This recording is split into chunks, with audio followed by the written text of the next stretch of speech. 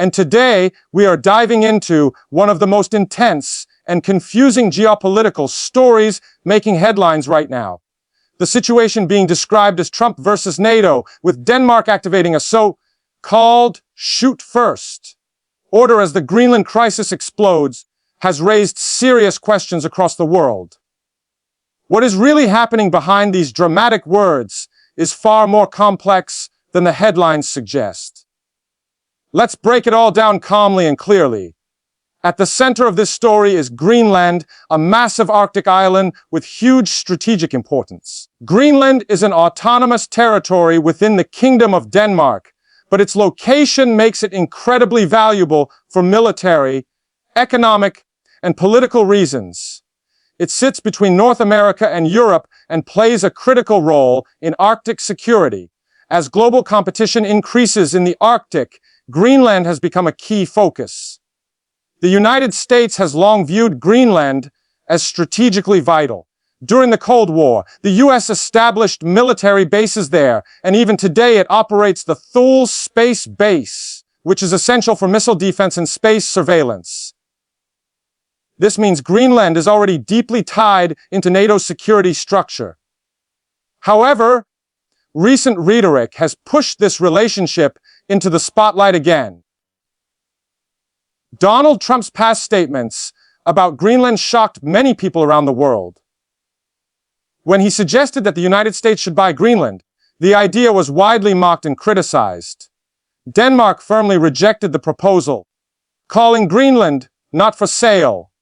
While that moment seemed almost comical at the time, it revealed how seriously Washington views the island's importance. Fast forward to the current crisis, and tensions have resurfaced in a much more serious way. Reports and commentary suggest growing friction between U.S. strategic ambitions and Danish sovereignty concerns. This is where the idea of Denmark activating a shoot-first order enters the conversation, although the reality is more nuanced than the phrase implies. Denmark, like many NATO countries, has rules of engagement designed to protect its territory and forces. Any talk of a shoot-first posture usually reflects heightened military readiness rather than an aggressive desire to start conflict. In the Arctic, where response times are short and conditions are extreme, militaries often operate under strict defensive protocols. The Arctic region itself is becoming increasingly militarized. Russia has expanded its Arctic bases. China has declared itself a near-Arctic state, and NATO countries are responding by strengthening their presence. Greenland sits right in the middle of this growing competition, making it impossible for Denmark to ignore the risks. From Denmark's perspective, asserting control over Greenland is about sovereignty and responsibility. Copenhagen is under pressure to show that it can defend Greenland's territory and people. Any perception that Denmark is weak or overly dependent on the United States could cause political backlash at home and in Greenland itself.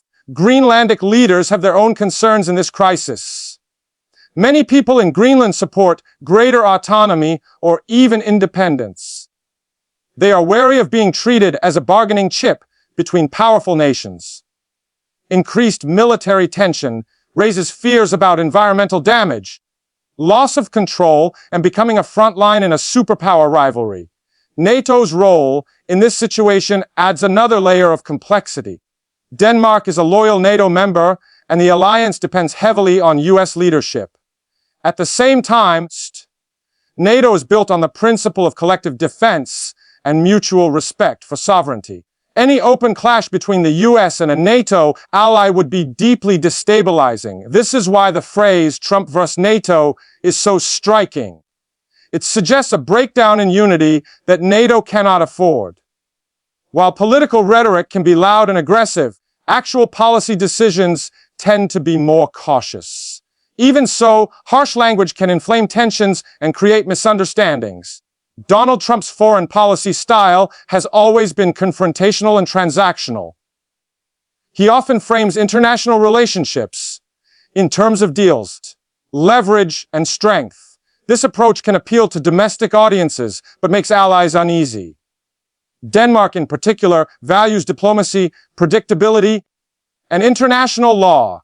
If Denmark truly felt threatened by U.S. actions or pressure, raising its military alert level would be a logical response. This does not mean Denmark is preparing to attack the United States. It means it wants to ensure there is no misunderstanding about its willingness to defend its territory. The media plays a major role in shaping how this crisis is perceived. Sensational phrases like "shoot first order" and "crisis explodes" attract attention, but can oversimplify reality. Most military policies are classified or carefully worded, and dramatic headlines often exaggerate for impact. Still, it would be wrong to dismiss the situation entirely as media hype. The Arctic is one of the fastest changing regions on Earth, both environmentally and politically. Melting ice is opening new shipping routes and access to resources, increasing competition among major powers. The United States sees Arctic dominance as a national security priority. Control over radar systems, airspace, and sea lanes in the region is critical for early warning and defense. Greenland's location makes it central to these plans, which explains why U.S. interest has never faded. Denmark, on the other hand, is trying to balance its alliance with the U.S. and its obligations to Greenland. This is not an easy task. Any move that looks like giving Washington too much influence risks angering Greenlandic leaders and Danish voters. The idea of NATO unity is being tested in subtle ways. Disagreements among allies are not new, but they are becoming more visible as global power shifts. How NATO handles internal tensions will shape its credibility in the coming years. Russia is watching these developments closely. Any sign of division within NATO is seen as an opportunity. Increased tension between Denmark and the U.S. could be exploited diplomatically or strategically by Moscow is also paying attention, though its role is more economic than military at this stage. Chinese investments and research interests in the Arctic worry Western governments. Greenland's resources, including rare earth minerals, are particularly attractive. All of this makes Greenland far more than a remote, icy island. It is becoming a symbol of the new global competition for influence, resources, and security. Decisions made there will have consequences far beyond the Arctic. For ordinary people watching these headlines, it can feel alarming. The idea of NATO allies turning weapons on each other is deeply unsettling. However, it is important to remember that military posturing does not automatically lead to conflict. Diplomacy continues behind the scenes, even when public statements sound aggressive. Military readiness is often used as a signal, rather than a prelude to war. Denmark activating stricter rules of engagement would likely be intended to prevent incidents, not provoke them. Communication between allies is critical in moments like this. Clear channels reduce the risk of miscalculation. NATO has long experienced managing internal disagreements without letting them spiral out of control.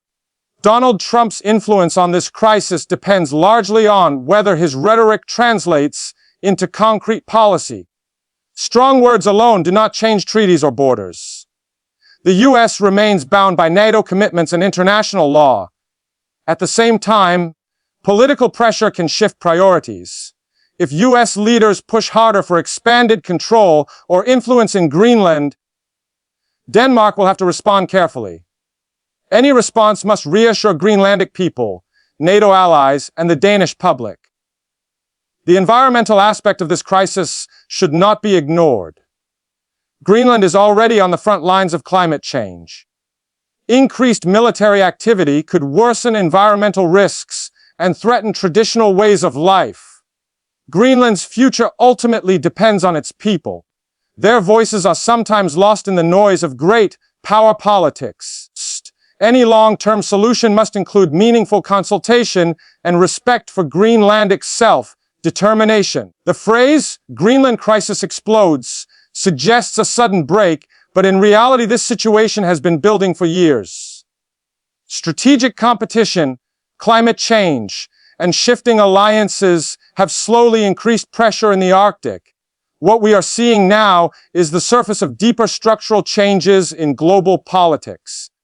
The post-Cold War assumption of stable alliances is being challenged. Countries are reassessing their interests in a more competitive world. For NATO, maintaining unity while accommodating different national priorities is a delicate balancing act. Denmark's concerns over Greenland are legitimate. So are US security interests.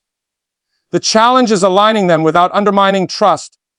History shows that alliances survive not because there are no disagreements, but because disagreements are managed. Open conflict between allies is rare precisely because the costs are so high. This is why dramatic headlines should be approached with caution. They capture attention but rarely tell the full story. The real developments are happening in meetings, negotiations, and policy adjustments. The Arctic will remain a hotspot of strategic interest for decades to come. Greenland will continue to play a central role in that story. How Denmark, the US, NATO, and Greenland itself navigate this moment will set important precedents. For now, the situation appears tense but controlled. Military readiness does not equal imminent conflict. Diplomatic engagement remains active, even if it is not always visible to the public. Understanding this crisis requires looking beyond personalities and slogans. It is not just about Trump or Denmark. It is about how power is shifting in a changing world and how institutions like NATO adapt. As viewers, staying informed and critical is essential. Question sensational claims, look for reliable sources, and remember that geopolitics is rarely as simple as it seems. This story is still developing, and new information will continue to emerge.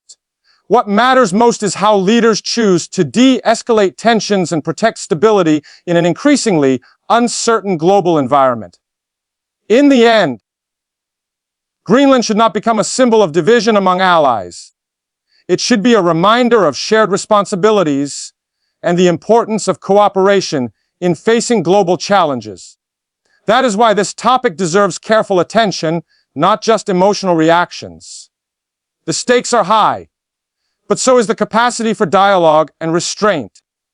As events unfold, the world will be watching closely. The Arctic may be cold, but the politics surrounding it are heating up fast.